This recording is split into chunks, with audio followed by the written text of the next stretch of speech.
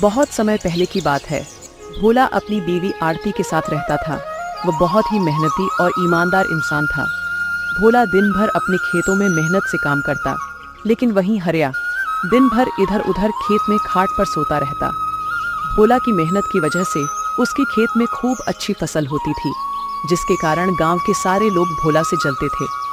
हरिया उसका पड़ोसी था। हरिया और उसकी बीवी बहुत दुष्ट इंसान थे। वो दोनों भोला से बहुत जला किया करते। देखिए जी, इस भोला की फसल इस बार भी कितनी अच्छी हुई है। हमेशा इसके साथ ही अच्छा क्यों होता है? इस बार तो यह फसल बेचकर राजा ही हो जाएगा। अरे तुम परेशान मत हो, इसको हम राजा नहीं होने देंगे। मेरे जीते जी ये कभी राजा की जिंदगी नहीं जी सकता। भोला सुबह उठता है और खेत के लिए निकल जाता है और अपनी फसल को देखकर बहुत खुश होता है। अब जाकर भोला की मेहनत सफल हो चुकी थी। इस बार लग रहा है अच्छी खासी कमाई हो जाएगी। फिर भोला घर को निकल जाता है। भोला की पत्नी भोला से कहती है, क्या हुआ, आप इतना देर से क्यों आए हैं? हमारी फसल अच्छी तो हुई है ना?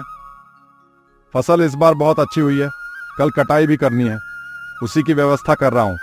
लगता है इस बार कमाई हो जाएगी। अच्छा जी, इस बार अगर अच्छी खासी कमाई हो गई तो हम कुछ पैसे अपनी बेटी मुन्नी के नाम से बैंक में जमा करवा देंगे, जिससे उसकी अच्छी खासी शादी हो जाएगी या उसकी पढ़ाई में मदद हो जाएगी। ठीक है ना जी? हाँ, तुम बिल्कुल सही बोल रही हो। आरती, खाना लाओ, बहुत जोर से भूख लगी है। जल्दी सोना है आज, क्योंकि कल सुबह 5 बजे खेत में जाना है। आरती खाना लगा देती है।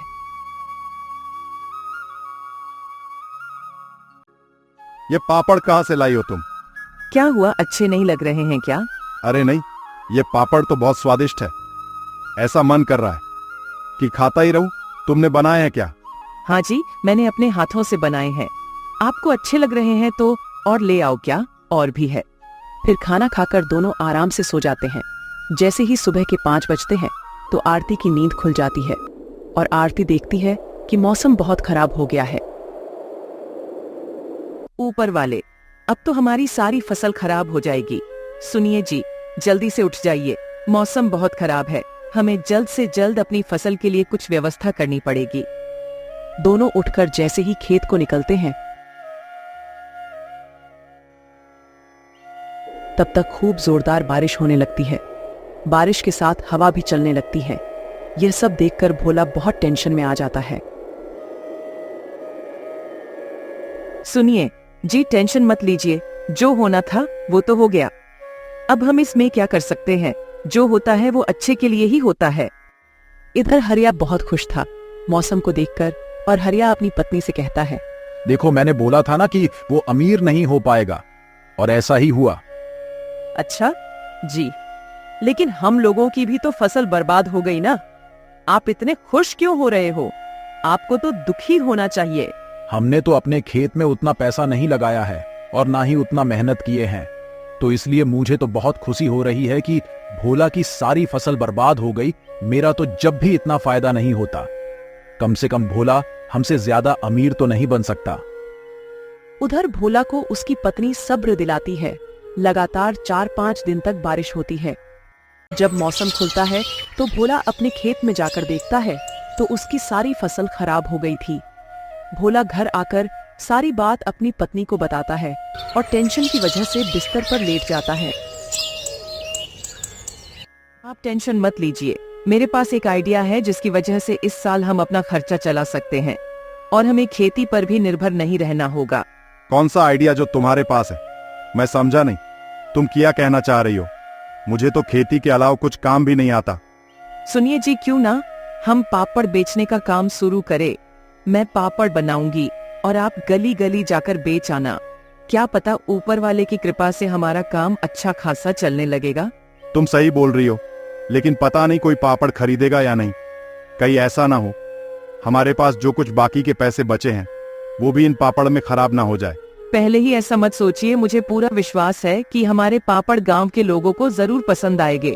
आप एक काम करिए, मैं कुछ पापड़ बना देती हूँ, आप उन्हें गांव में बेचकर देखिए। आरती कुछ पापड़ बनाकर भोला को एक टोकरी में रखकर दे देती है और भोला पापड़ गांव की ओर लेकर निकल जाता है। पापड़ ले लो, पापड़ मसालेदार पापड़, पापड़ ले लो। पापड़ जो खाओगे खुश हो जाओगे, जो नहीं खाओगे वो पछताओगे। पापड़ ले लो, पापड़, पापड़ ले लो, पापड़ मसालेदार पापड़, पापड़ ले लो। तभी एक औरत भोला से पापड़ लेने आती है। अरे भैया, ये पापड़ कैसे होते हैं और यह पापड़ कितने का है भैया? 10 रुपए का एक है। बहन जी बोलिए कितने दे दूं? 10 पापड़ दे दीजिए। फिर भोला 10 पापड़ उसको दे देता है और पैसे लेकर आगे की ओर निकल जाता है। धीरे धीरे करके उसके सारे पापड़ बिक जाते हैं। भोला घर वापस आता है।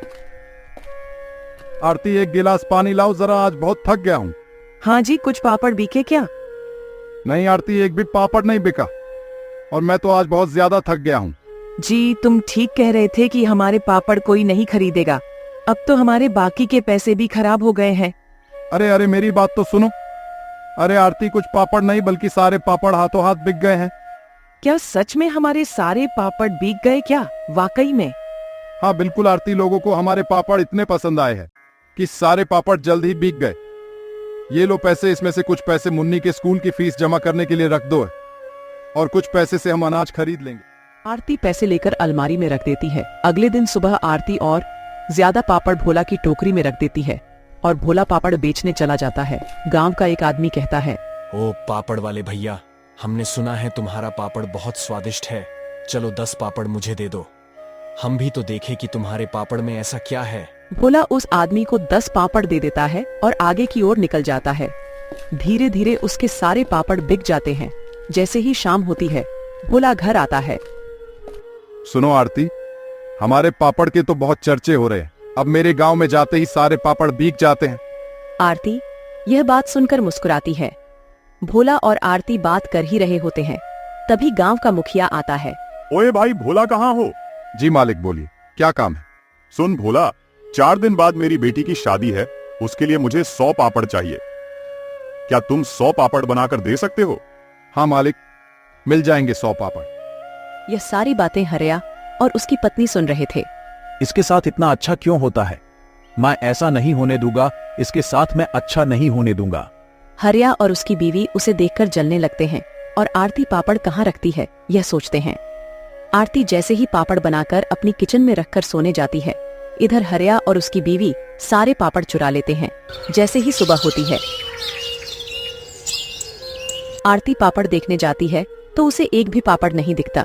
यह सब देखकर वह सारी बात अपने पति को बताती है। मैं आज मुखिया जी के घर जा रहा हूँ और उनसे बोल दूंगा कि बस मुझे 2 दिन का मौका और दे दीजिए। भोला मुखिया के घर की ओर निकल जाता है। मुखिया जी, मेरे घर से किसी ने सारे पापड़ चुरा लिए हैं। आप मुझे बस 2 दिन का मौका दे दीजिए, मैं आपको पापड़ बनाकर दे दूंगा। ठीक है भोला, मैं तुमको 2 दिन का मौका दे रहा हूँ, लेकिन तुम मुझे पापड़ जरूर बनाकर दे देना। हाँ ठीक है मुखिया जी, आप चिंता मत करिए, मैं तुम्हारे पापड़ जल्द बना दूंगा। फिर जब भोला उधर से जैसे ही घर आता है तो भोला देखता है कि हरिया का बेटा पापड़ खा रहा है और उसके हाथ में भी 2 पापड़ हैं। यह देखकर भोला कहता है, हरिया के बच्चे तो पापड़ नहीं खाते हैं और ना ही कभी हरिया ने पापड़ खरीदा, लेकिन ये बच्ची पापड़ कहाँ से लाई है? भोला उस बच्चे के पास जाता है। ये पापड़ तुम कहाँ से लाए हो? ये पापड़ तो मेरे पापा ने दिए हैं, मेरे घर में और भी ज्यादा पापड़ है। भोला ये सारी बात अपनी बीवी को बताता है। आपको मुखिया के घर जाना चाहिए और सारी बात बता देनी चाहिए, हमारी मुखिया जी ही मदद कर सकते हैं।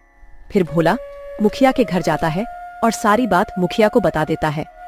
फिर मुखिया अपने नौकर के साथ आता है और हरिया के घर में छानबीन करता है। जैसे ही मुखिया का नौकर और मुखिया हरिया के घर में जाते हैं, उन्हें वो पापड़ मिल जाते हैं। ये क्या है हरिया, क्यों चुराए ये तुमने पापड़? मुझे माफ कर दीजिए, मेरे अंदर ईर्ष्या आ गई थी, इसीलिए मैंने ऐसा किया है मुखिया जी। मैं आज के बाद ऐसी हरकत नहीं करूंगा, आप मुझे बस एक बार माफ कर दीजिए। नहीं, ये माफ करने लायक काम नहीं है। अगर मैंने तुम्हें माफ कर दिया तो तुम फिर ऐसा काम करोगे? मारो इसको सब।